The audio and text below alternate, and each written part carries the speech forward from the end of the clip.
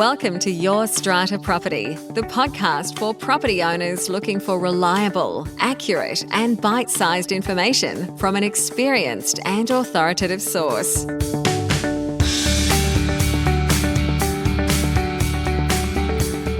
Hello and welcome. I'm Amanda Farmer and I have with me today Reena Van Aalst from Strata Central. Hey Reena. Hi Amanda, how are you? I am great. We are almost at the end of the year, about to shut up shop, I think, like a lot of Strata professionals. When do you guys finish up? Friday the 20th of December we finish. So, yes, looking forward to the break, Amanda. We've been really, really busy and we just can't wait. You taking 2 weeks off, 3 weeks off? Oh, 2.5. We always do 2.5. So we come back on the Wednesday, the 8th of January, which sort of like minimises the impact of coming back sort of halfway through the week. Yeah, nice one. It's probably never enough.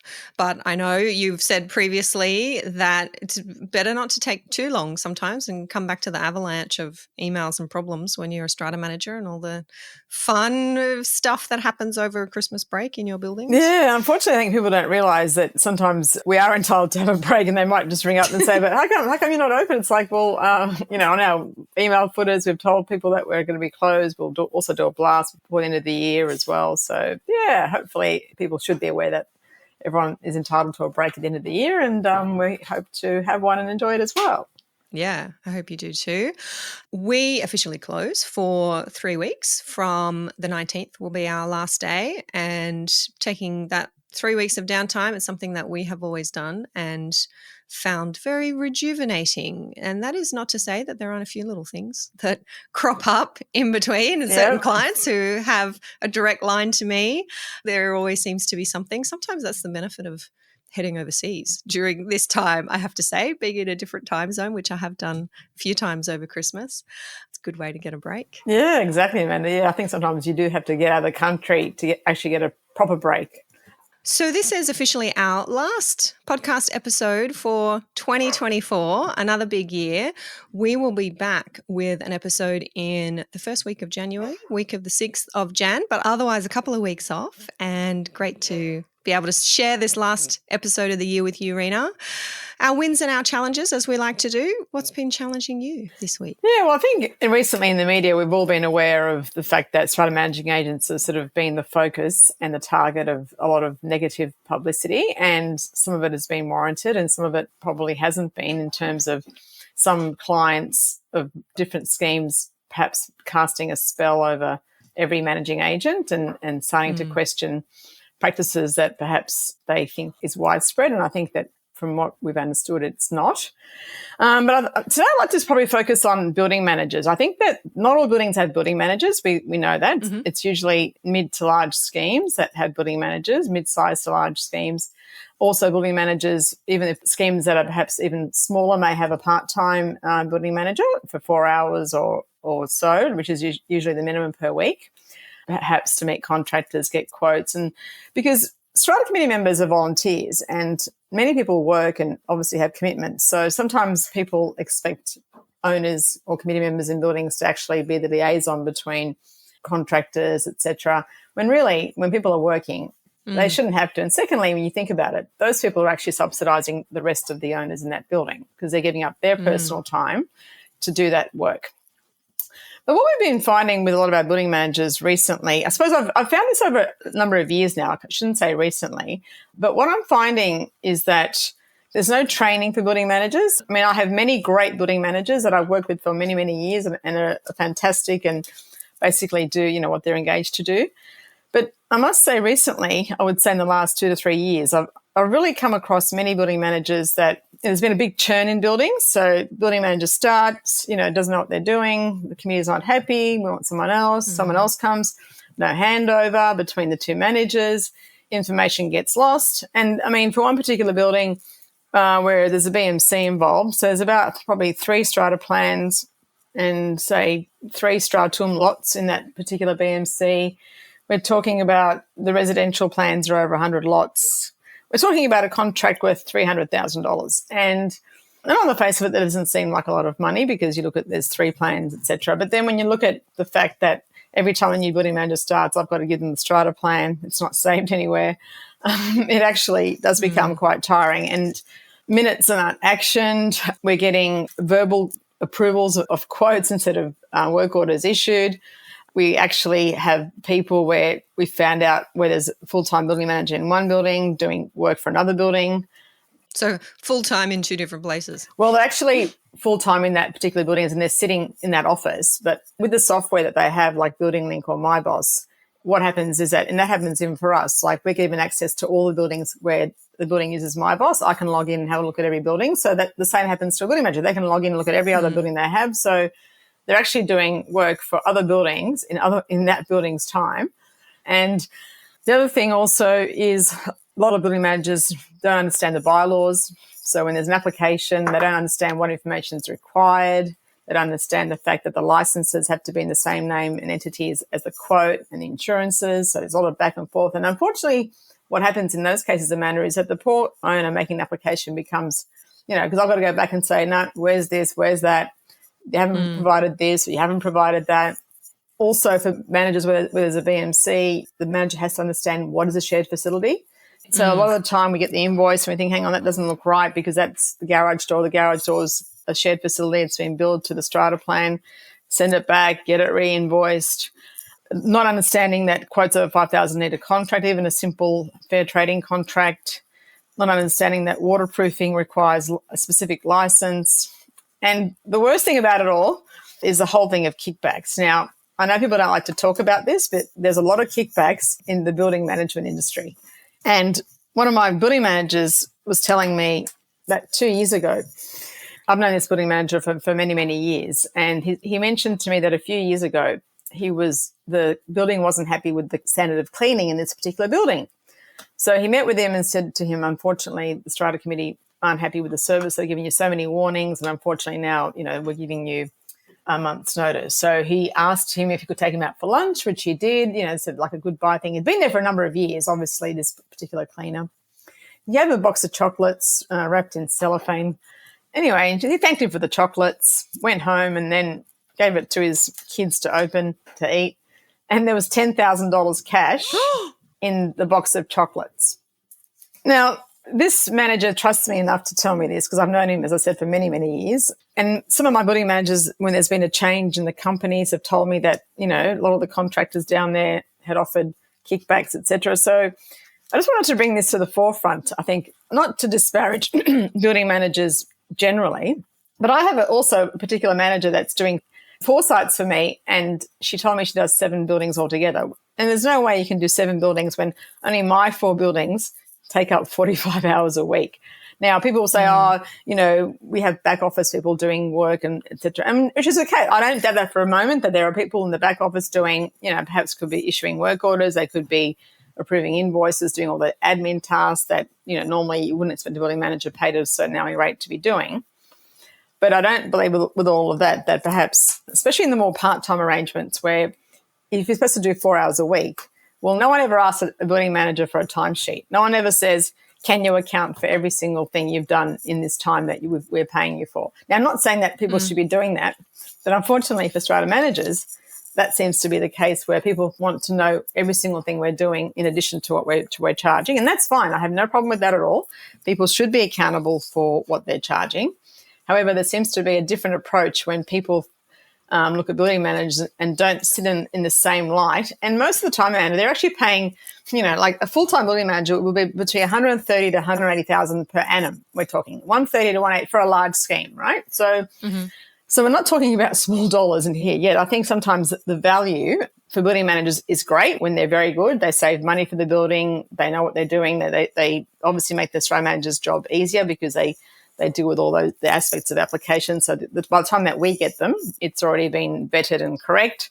The other thing that building managers don't do is don't provide the quotes that they're getting. So again, before the meeting, we have to issue an agenda. We don't have the quotes. We don't have their reports. Their reports are usually just a dump of what's in the software, which is just like cases. So I know I've gone on and on about this today, and I've taken up a lot of time. No, point being received. Yeah, but I just wanted to sort of make a point about the fact that there's another important service provider for strata schemes that I think needs more regulation, like strata managing agents are regulated.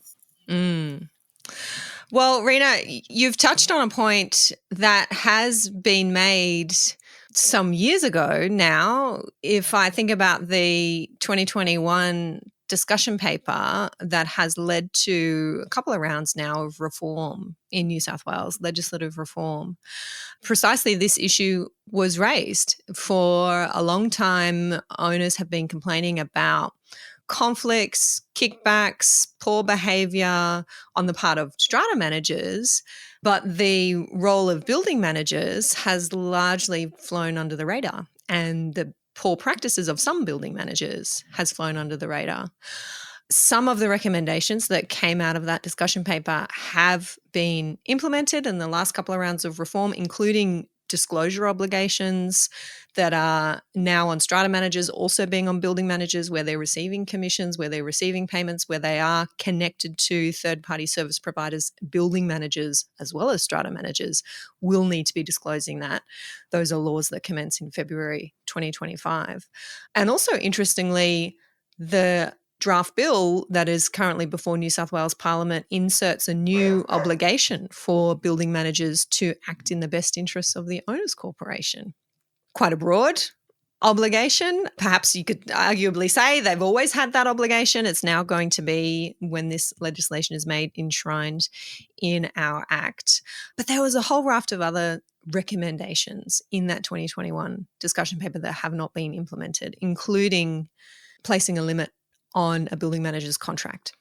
So in New South Wales, building managers can have up to 10-year contracts. There has been a recommendation that be aligned with strata management contracts at 3 years.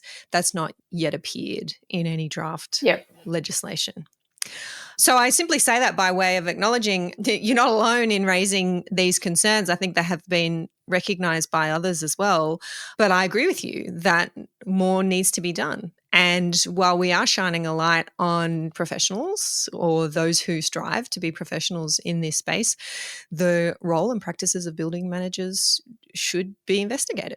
Yes, I think, Amanda, the issue is now that the government is encouraging, more medium density housing, larger schemes that are going to be constructed in terms of number of lots.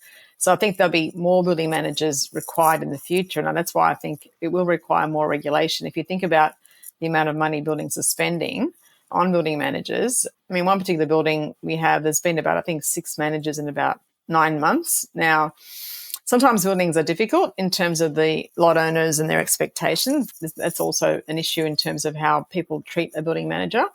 But I still think that the same would apply to a strata manager. I think because a strata manager is required for every single strata scheme, apart from those that are self-managed, people can see more about what a strata manager does and doesn't do. Yet, because not every building has a building manager, that's why I think that they've have been on the radar. But I think in terms of future proofing of management and professional management of buildings, I think building managers, as you said, that there is a start now in this current reforms to give those obligations, fiduciary obligations that apply to strata managing agents. But I think also that the contract limits also need to be looked at as well, because I don't think anyone would have a 10-year contract for anything.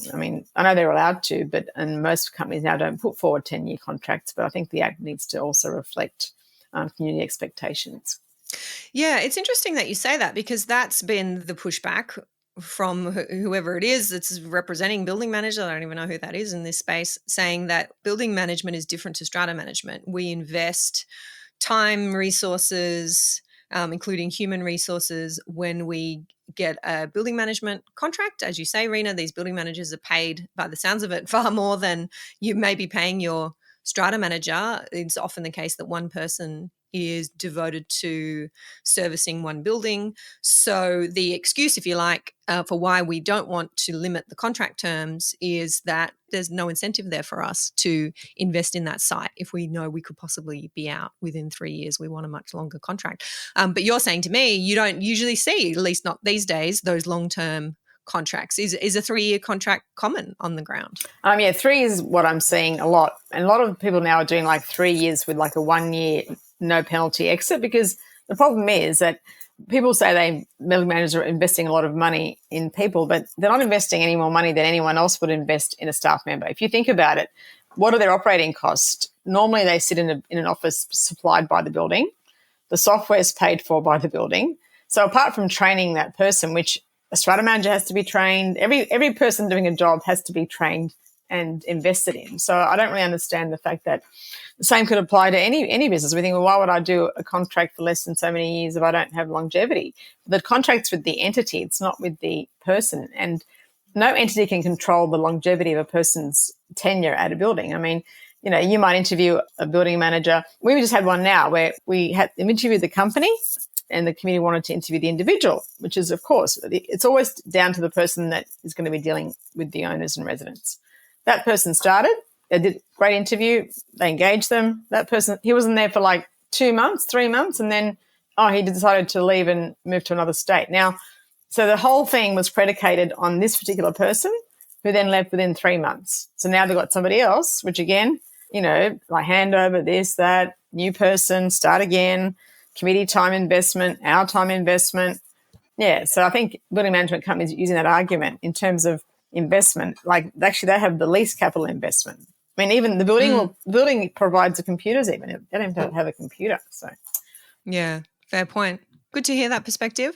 And as always, happy to hear the other side here. Happy to hear from building managers who are tuning in and have a different point of view and want to let us know where you're coming from. Please do reach out to us. Happy to hear your views. Now, it's interesting, Reena, that you've raised this topic of building managers and their responsibilities as a challenge today, because in explaining to us what building managers mostly are not doing, I think it was your list there, you've mentioned that there's no legal requirement necessarily for them to keep certain records or to record their tasks that they're carrying out on behalf of an owners corporation. The challenge that I planned to bring to the table this week is very related to that, because there's been a bit of discussion in our online membership community and also through looking at this proposed new legislation in New South Wales, a discussion about Section 55 of the Strata Schemes Management Act. Now, this is the I've discovered, little known section that requires a strata managing agent who exercises a function of the owners corporation to immediately after exercising that function, make a record specifying the function and the manner in which it was exercised. That's what Section 55 says. It also goes on to say that the strata manager must then give a copy of that record for the previous 12 months to the owners corporation at least once each year. Now, I'm not sure if we've talked about it on the podcast before. I've certainly had a bit of back and forth about it with other managers. But what I've heard is some managers are completely unaware of this legal obligation, don't understand what it means, don't believe that they are complying with it. They're not recording the exercise of their function. They're certainly not giving a copy of that record to their clients for the preceding 12 months. It's come up again recently because there's a proposed change to Section 55 with this latest round of reform. And that change is that, yes, this record continue to be made, record the exercise of a function of the owners corporation, but give that record to the owners corporation every 6 months rather than every 12 months. And it's kind of bizarre to go and read the discussion paper and the recommendation on which apparently these amendments are based, because what the recommendation and the discussion is around, we want to know what a strata manager is doing. We want to know what important decisions they are making. Material decisions was the word used in the discussion paper and in the recommendation. We don't want to be overloaded with information, but we kind of want to know what's the big ticket stuff that a strata manager is doing for us. And we don't necessarily want to have to go searching for that information. We want it to be given to us. The response to that recommendation was simply to amend Section 55, or propose the amendment of Section 55 to double the obligation of a strata manager to deliver this record of the exercise of the owners corporation's functions, deliver this record every 6 months instead of every 12 months. I don't see how that change meets the need that has been expressed in the discussion paper, but I thought I'd bring it here to the podcast because I'm getting questions. Amanda, what does Section 55 even mean? How do we comply with it? And is anybody really doing this? What do you think, Reena Van Aalst? I've just got to try and really not say what I'm thinking. No, go for it. Why hold back? This is a safe space. Yeah. Well, I mean, I remember when I was in my previous job, the software would spit out something like, we paid this many invoices, we did this, we did that, et cetera, et cetera. Right. I mean, at the end of the day, like that information is already available to owners corporations, usually via portals. You can see what bills are being paid. it depends, I think, if the agent has full delegation or partial delegation. So I think for full delegation, that's a whole different ballgame. I'm not really sure if this particular section of the Act really refers to managers that are acting with full authority or not. I don't think that's really clear. But if you have partial delegation and that you don't do anything without being instructed, you don't even pay an invoice unless it's approved by the treasurer and the building manager on a portal or approved before it. So I don't really understand why people need to know what a manager's doing when they're actually telling them what to do and they can see evidence of its performance. So I've always been baffled by this section. I've never had anyone ever ask me about this section. I know some people have spoken about it, and some software can spit out, like if you issued 20 work orders, it knows what, and it'll 20 work orders were done, 15,000 invoices were paid, so many quote requests were obtained. Like, I mean, I just think to myself, well, that information is already available anyway. I think a manager doing their job properly doesn't really need to account and has partial delegation where the committee gives instructions on how an agent is to perform. I mean, that's, again, more costly. So if people want to pay more money and they want a line by line, export of every day what I did and who I spoke to and what I said, and I know I'm exaggerating here, but I just think that end of the day, like, I don't really know any other profession that needs to account for every single thing that they have done in every 6 months. Like, I'm just trying to understand why Strata managing agents, again, under a higher level of requirement than any other professional that is servicing owners' corporations or the public in general. Yeah. I think you've hit the nail on the head there, referring to the extent of your delegation, because that is exactly the area of the Act where this section appears. Section 55 follows those sections about what functions an owners' corporation may delegate to a strata manager, the section about an owners' corporation can delegate some but not others. It doesn't mean the owners' corporation or the committee members can't exercise those functions themselves. So I think you've got a good point there from an interpretation perspective that Section 55 may go only to where a strata managing agent has full delegated authority and is not otherwise receiving instructions to do something. If you're receiving instructions to do something, arguably you're carrying out an instruction. You're not necessarily exercising a function. Yeah.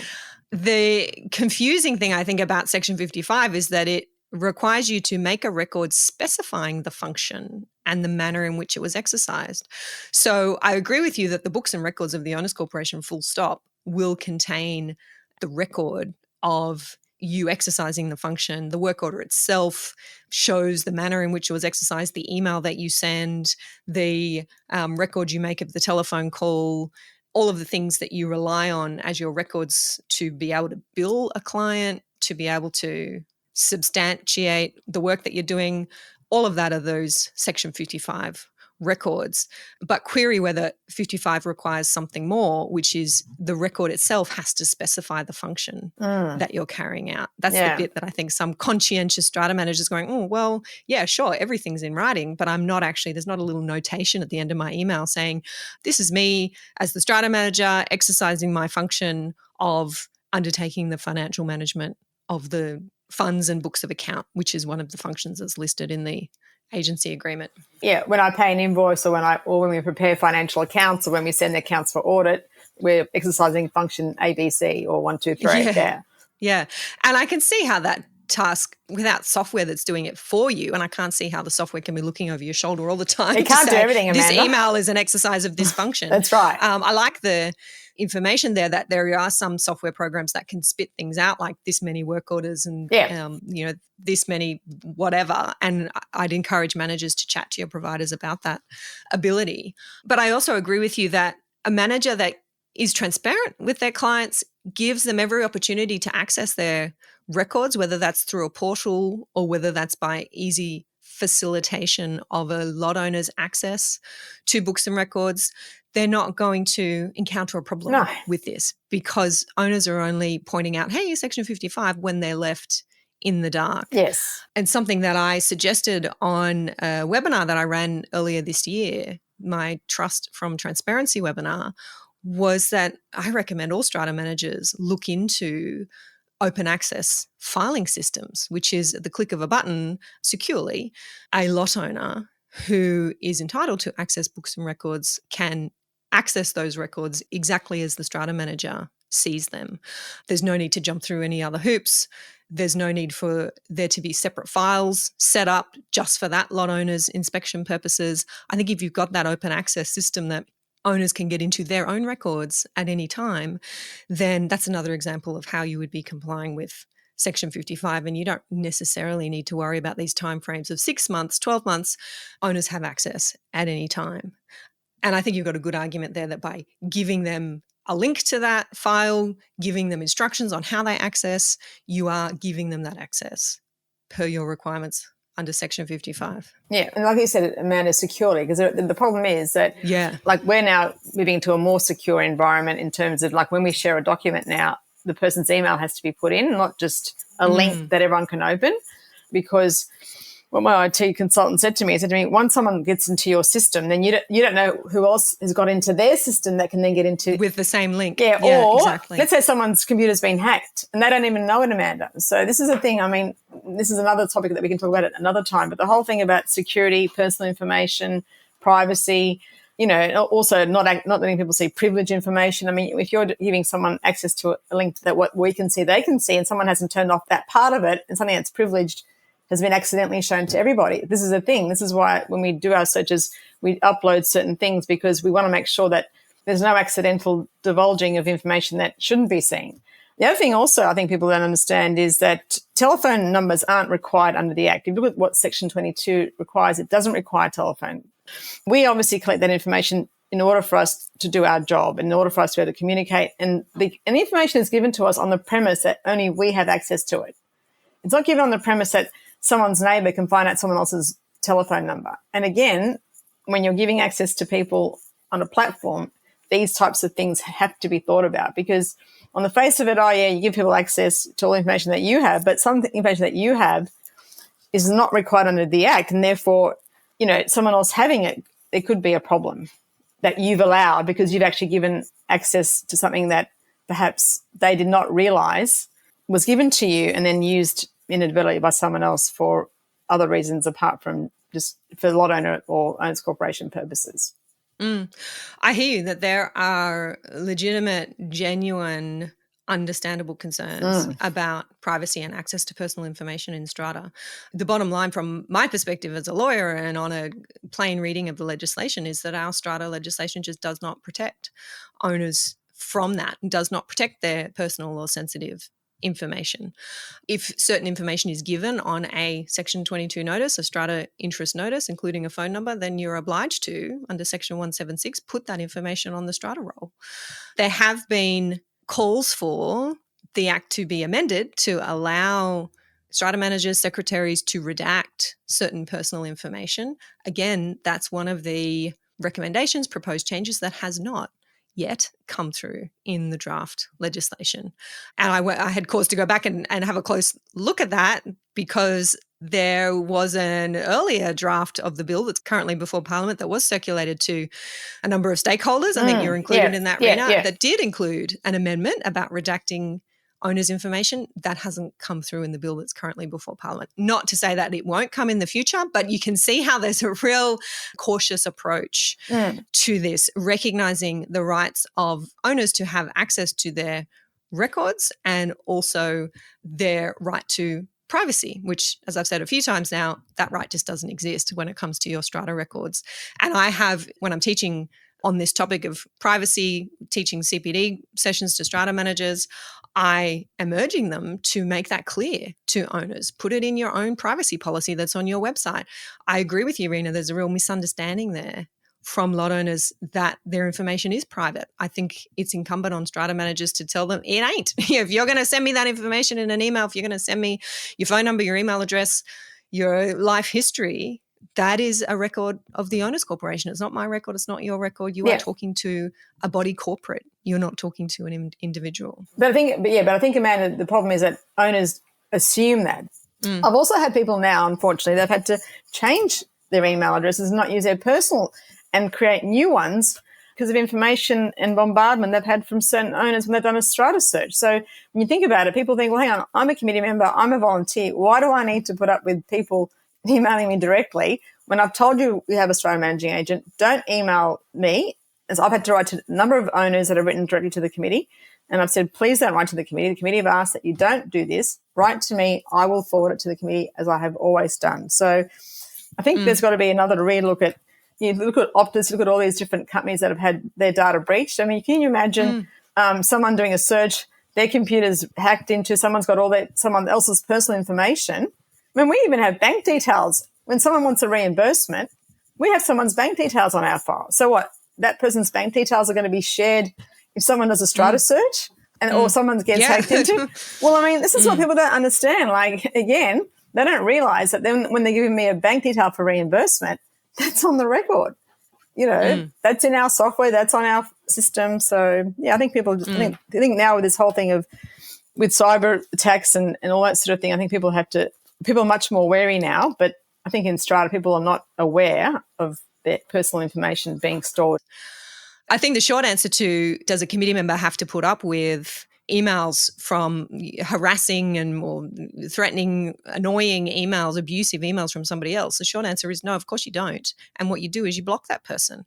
I'm regularly giving that advice. I've done it myself, I have to say, both in my professional inbox and in my personal inbox, to simply say any emails from this person goes to spam. And I tell that person that is what I have done. I will no longer see your email. So send me whatever you like, but I ain't going to be reading it. I think going and changing your email address or setting up a new account because you don't want to receive emails from a particular person is not a necessary solution. Oh, no, it's more if people are doing searches and then they're using those emails to then email them directly. It could be about, it doesn't have to be threatening or menacing, but people say, hey, we have a managing agent. We don't want to deal with lot owners directly. That's why we're paying a managing agent to communicate on behalf of the committee. We don't want these people who've done a search to bypass that delegated authority that we have to keep the records to correspond, then going directly and asking the committee directly for things that they should be asking me. Do you know what I mean? Like through our company, as an agent. That's why you pay. Yeah, it's like, for sure. You know, you're a volunteer. You're not paid to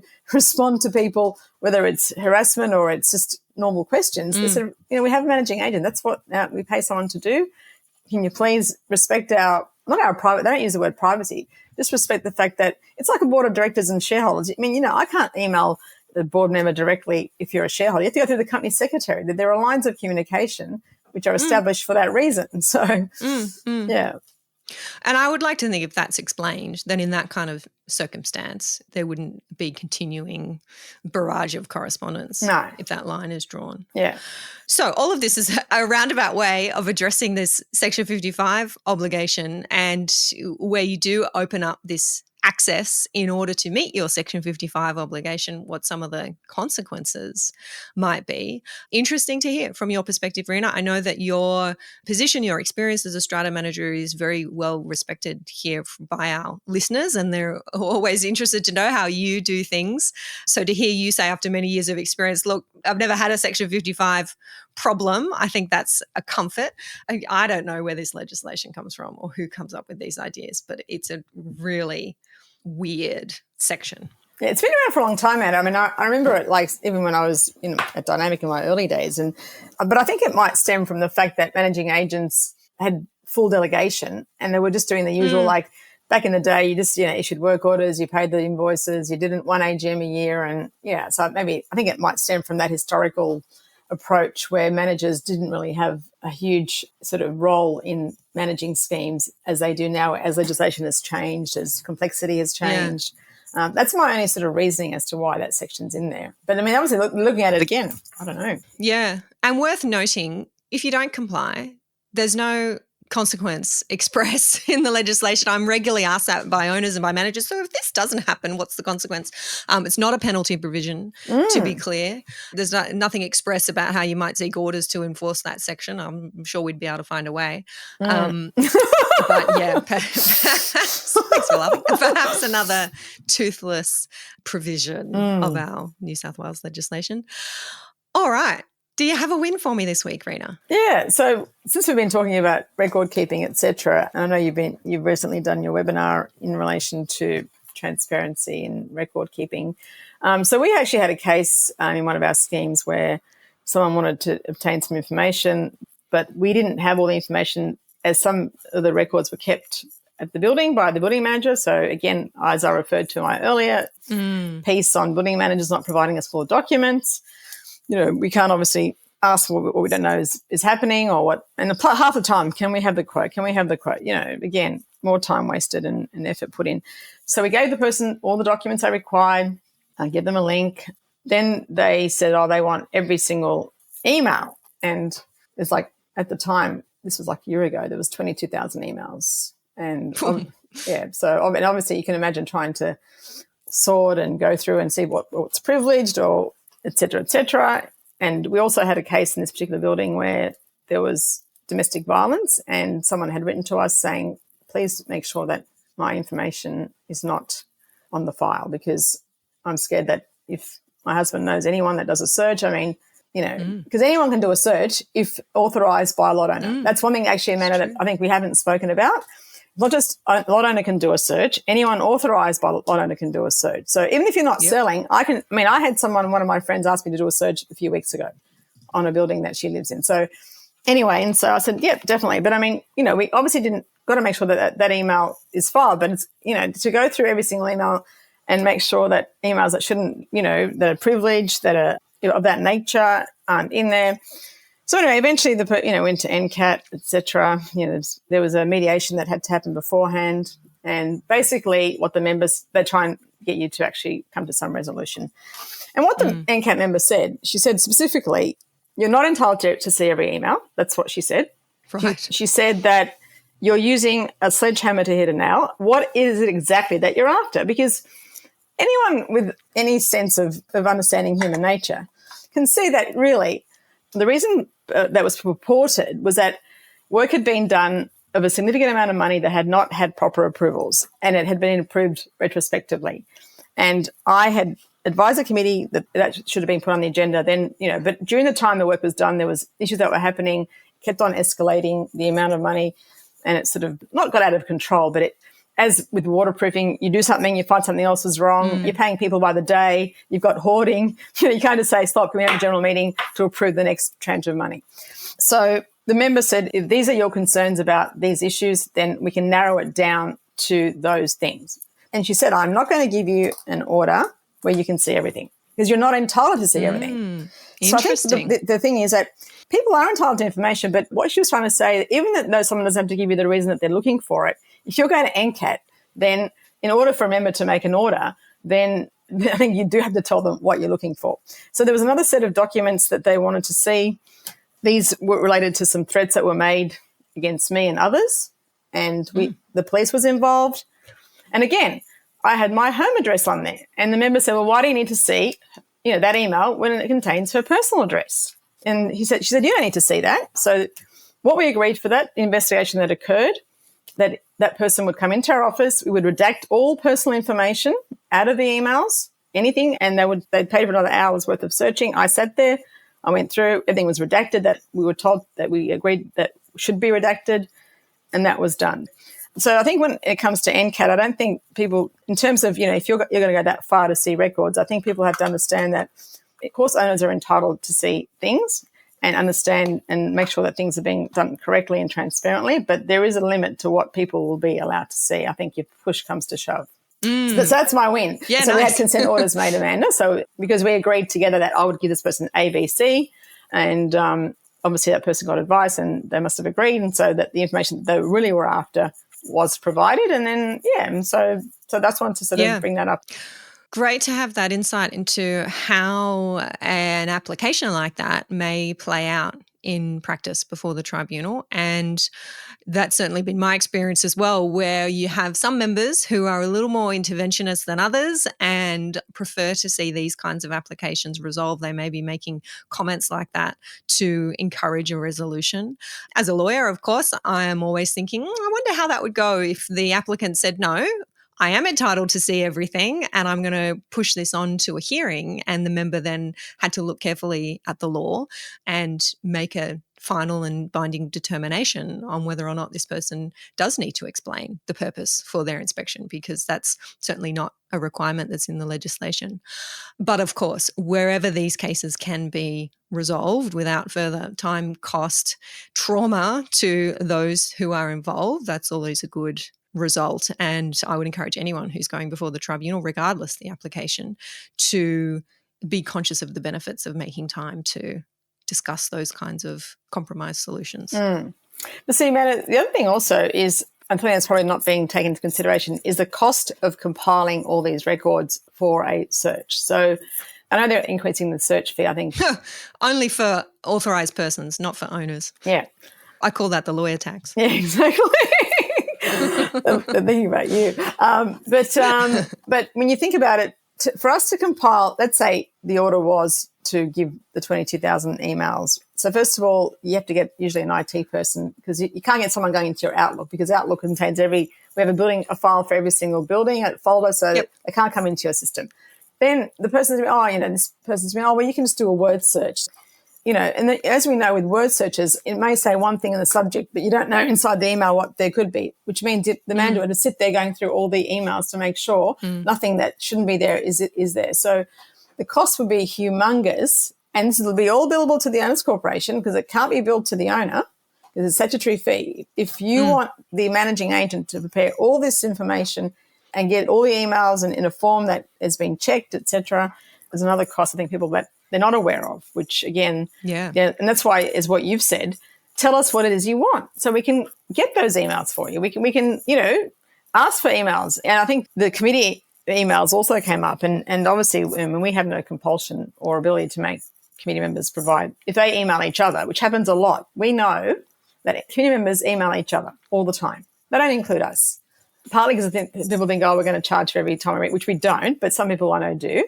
And sometimes they may want to just, like we say to people, please, we give you, say, a quote or a request. Can you guys, the members will talk with each other, and then we get one person to then come back and tell us what the final answer is. Because sometimes we get 20 emails back and forth, and you're trying to work out what you have to do.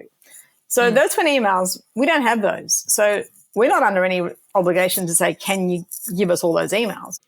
Well, the Strata manager doesn't have them, but from my point of view, they are emails that are in the custody and under the control of the Owners Corporation, because the committee members are representatives of the Owners Corporation. So from that perspective, they should be produced. I completely agree that you don't know that if they exist or not as the Strata manager. Yeah. You've never seen them. Yeah. It's a mess, and it's a huge obligation for Strata managers.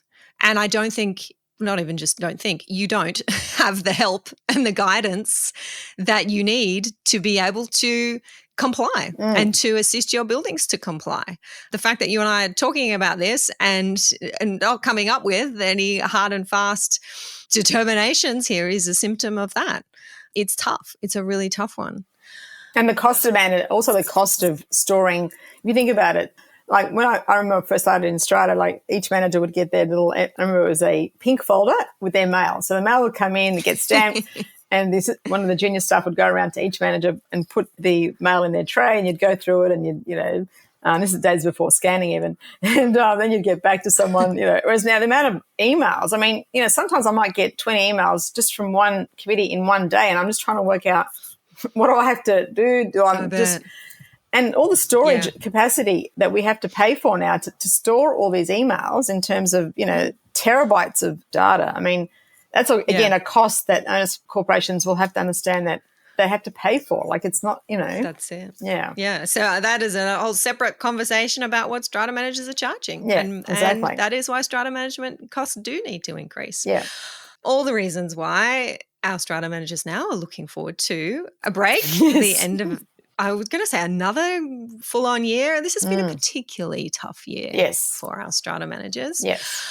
We're going to have to wrap up there. I would usually share a win after your win, Reena, but I'm going to carry that one over to 2025 and simply say that getting through 2024 has been a win in my book, and watching my friends and colleagues and great professionals in this space doing incredibly important work get through 2024 has been a win. And I look forward to sharing another year with you, Reena, and all of our listeners in 2025. Merry Christmas, everybody. Have a good new year. Merry Christmas. Have a great holiday. Bye for now. Bye. Thank you for listening to Your Strata Property, the podcast which consistently delivers to property owners reliable and accurate information about their strata property. You can access all the information below this episode via the show notes at yourstrataproperty.com.au.